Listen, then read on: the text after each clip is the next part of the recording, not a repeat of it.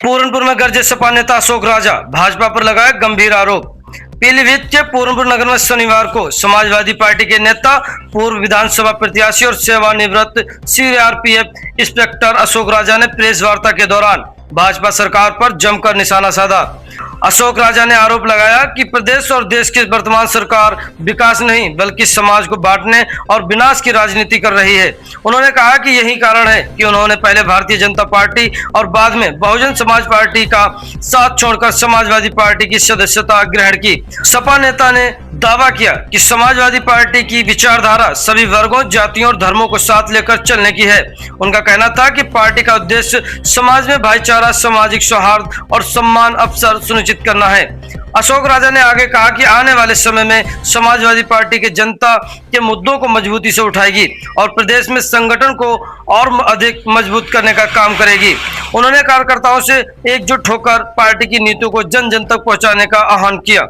Press वार्ता के दौरान समाजवादी पार्टी के कई पदाधिकारी और कार्यकर्ता भी मौजूद रहे। भाजपा सरकार पर कई मुद्दों को लेकर सवाल उठाए। आइए अब आपको सुनाते हैं कि इस पूरे मुद्दे पर अशोक राजा ने क्या कहा। किसान, मजदूर और बेरोजगार, आज इनके साथ जो अत्याचार हो रहा है उसी के संबंध में आज मैंने प्रेस कॉन्फ्रेंस की और इन लोगों से किस तरीके से निजात पाया जाए, किस तरीके से उनकी समस्या दूर की जाए, हमारा विषय यही रहा है। 2027 विधानसभा चुनाव में आप सपा से दावेदारी कर रहे हैं, क्या मुद्दे रहेंगे आपके चुनाव में? समाज में क्या नया लेके आएंगे आप? हम समाज में एक बहुत बड़ा बदलाव चाहते हैं, एक बहुत बड़ा परिवर्तन चाहते हैं, क्योंकि अब तक क्या होकर जो चल रहा वही चल रहा है। हम सिस्टम से काम करना चाहते हैं।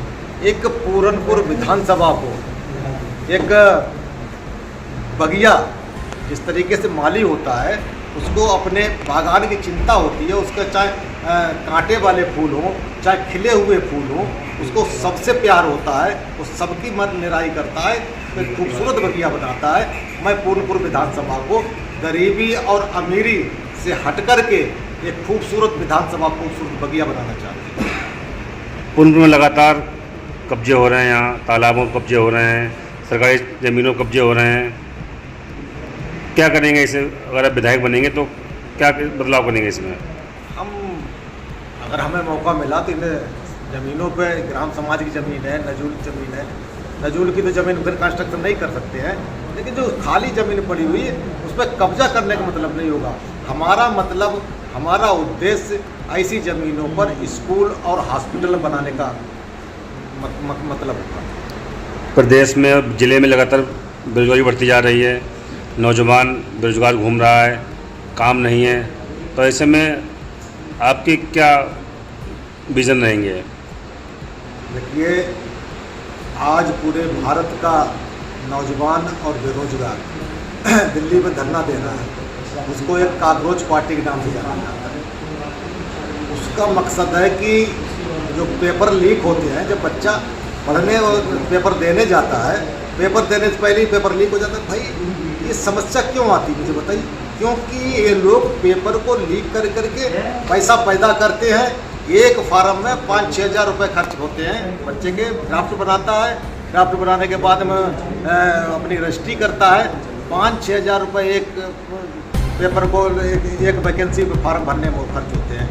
ये सब ड्राफ्ट बना लेते हैं, सरकार अपने खर्चे में ले लेती है और बेरोजगार हमारा नौजवान चुतिया बनता रहता है। ये व्यवस्था खत्म क्यों? ये जब तक सरकार की नीति सही नहीं होगी, जब तक सरकार की नीयत सही नहीं होगी, जब तक सरकार चाहेगी नहीं हमारे देश का युवा, हमारे देश का नौजवान, हमारे देश का बेरोजगार एक तरक्की करे, यहाँ के लोग डॉक्टर बने, यहाँ के लोग इंजीनियर बने, यहाँ के लोग साइंटिस्ट बने, लेकिन वो नहीं चाहती है कि हमारे यहाँ के लोग गरीब आदमी पढ़ लिख करके। पूरनपुर में प्रत्याशियों की लंबी लाइन है, आप अपना टिकट किस नज़रिए देखते हैं यहाँ?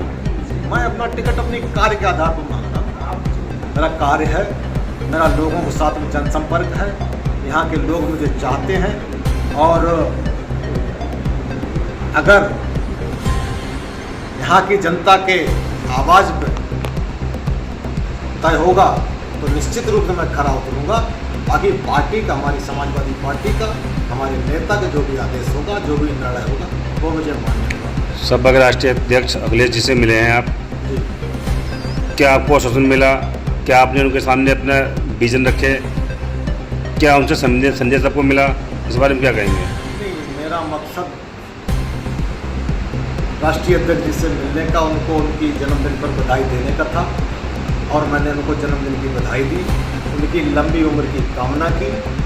और पूर्णपुर विधानसभा मैंने अब तक जितना कार्य किया, जो भी जनसंपर्क किया, लोगों के साथ में मेरा कैसा व्यवहार रहा, एक मैंने पूरी अपनी रिपोर्ट माननीय राष्ट्रीय अध्यक्ष जी को सौंपी है और उन्होंने उसकी सराहना की। उनकी उस सराहना से मेरे अंदर एक नई ऊर्जा आई, मेरे अंदर एक नई ताकत आई और उस ताकत को अपना विजन बना करके मैं पूरे क्षेत्र में काम